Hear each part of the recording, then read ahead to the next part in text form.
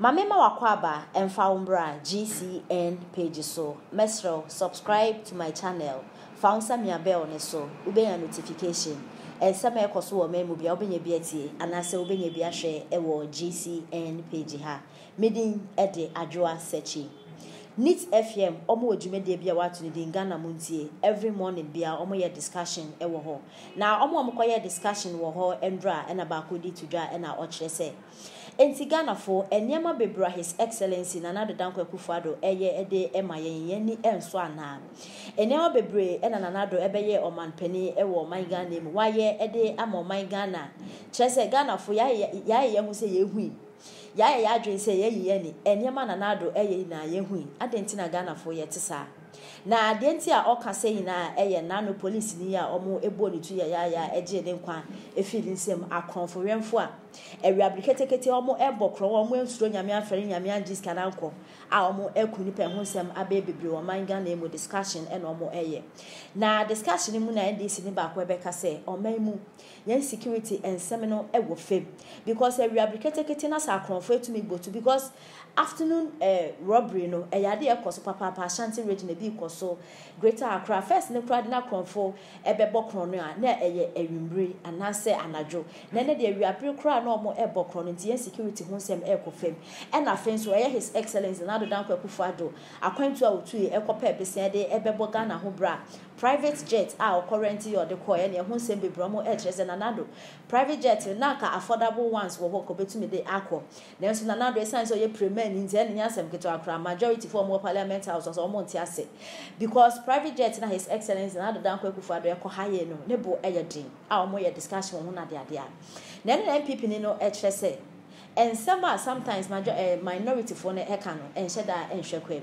Yen focus e wo enyema pa His Excellency Nana Addo Dankwa Akufo-Addo be president why am from 2016 up to 2021 for the past 5 years His Excellency and now be brain and Nana Addo why ye betumi aka than the negative side no eba ne sa emboa e betumi aka NPP NDC security experts or man Ghana mu no come together na ka omo embo ne fa NPP na NDC no ento nche na o man Ghana enye first se ne ebe ya ho bambo ho nsem ebe konkan na akronfo omo aso omo pese omo di ededo anka ye to etumi etwa na Nana Addo waye se Nana Addo waye sa ne de enya de eboa na sen e na o de etudwa so na me fisi ago na edo ntimi wana me hu se menua e tackle national issues no or tackle individual.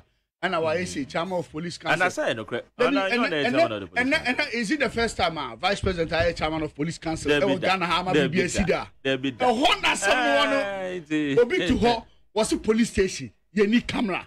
Also on the police station back was it insecurity inti on tre baby I would name. You see, oh kasa e wo radio so. Don't be unfair to Ghanaians. Me pacho. Don't be unfair to Ghanaians. Say me aniswa me kasa baby I me teno. A bin new evidence. Tell me the evidence. It was said the be a Ghana for who said the American and your fabricated story because there was a attempt to damage the image of the vice president. But when we said we are trying to protect it, so they are passing through that. Majari Misrao Uti Kroma and a chairman of police council at Traho, Amaya Robert. And a chairman of police council at Traho, I'm a police for a year blame more. Namin Fisabia about insecurity Usama Anka. You stay away from politics, Nianka the reality. What is the reality? The genuine reality is say both political parties I work Ghana we should not forget. The same people are here catch almost say cause insecurity are the same people are here politicians here use omo. Who be cannot cry, yes, men cannot cry. What is the fact? Alice me to you. Bet me for police commander be. E be more your bonny be or baby. Oba who's a police commander no be kohonom no. Na my friend because me honorable nti.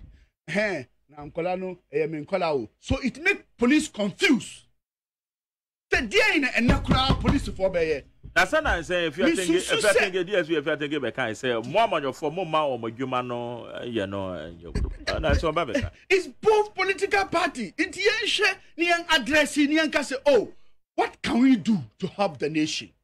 Yen pe kwa bi niang for so asimesi o to emisrawo eba ne say obi ekoya ade na chese eyamfom so for instance two accidents si wa ha na nipa ne mienu eti asese Nigeria nyina ebe dey yebetua eye oka ama wo obeye me ka ama me senti asia ejuma na police ni say okay me fa nkoko mo solve na mo ba Nigeria na bibia dadi enu no a favor to the nation. It's good, but obi akopro obi adwane police na ka cheno o tresa we honorable to office now fresh say one yes say I may say na ampa nipa na anya so a e be transfer ne di na ko we krom nti we mu nyina ka ho bi na ama police for no when they want to act they are afraid o mamiensa woni ne yeri to no bebi o motokura enye papa ma omo but omo manage e wo city no kwa mistake ni edina kwa ekura say I was expecting my brother being a senior politician talk about the reality. You should not attack the vice president.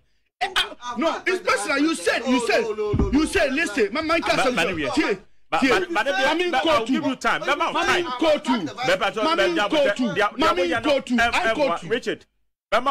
go to they are responding. Richard, you said or no or per se or your man penino or no chairman of police council. I was said one consent on police in Walker Park so and I call her ball. Richie, so who? Yeah, issues were Ghana high. Yeah, you're very careful. Why? Because every single thing matter in this country. Park now, can it matter to those who like football? Maybe. So he is the vice president of the Republic of Ghana. When you are what is the duty of IGP? You are sitting here blaming the vice president. What is the duty of IGP? No, he is the vice president of the country. So sports is part of the vice president job. Boss is part of the vice president job. Because if you're not careful, you will end up going to blame your grandfather, whom you like him so much. What is the issue, sir? Attacker Abai. Kwame and McJerry, you be solve this problem. Yes, Kwanya, you be solve so many problems. Those problems, you know, bois or my Ghana.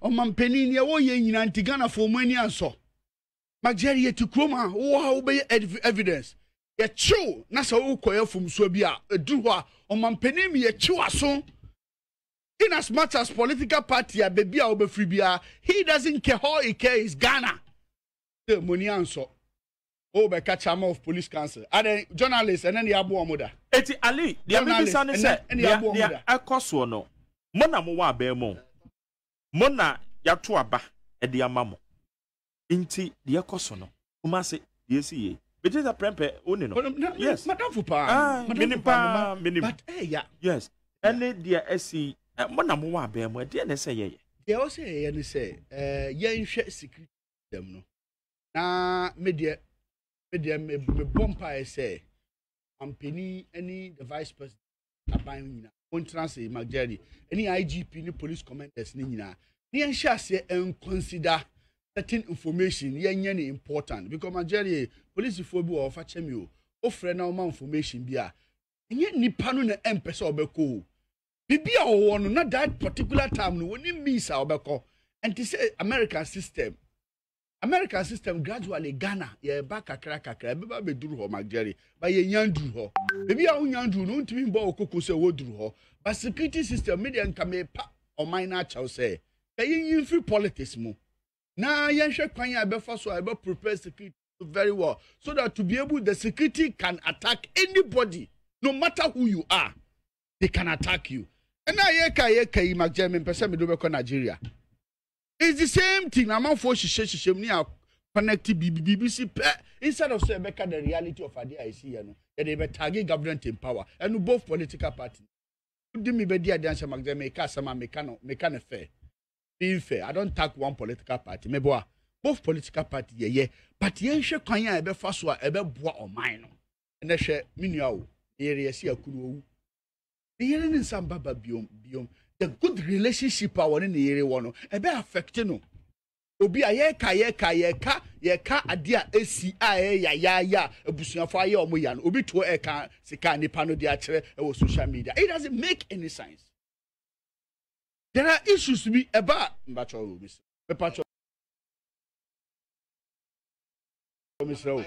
there are issues to be about Mageri yes insecurity I work room no attack here but because say we don't have insecurity yanu beka say you insecurity but if you look at it what is insecurity about it even you have the security in America that has a security in their White House amount for penetrating when it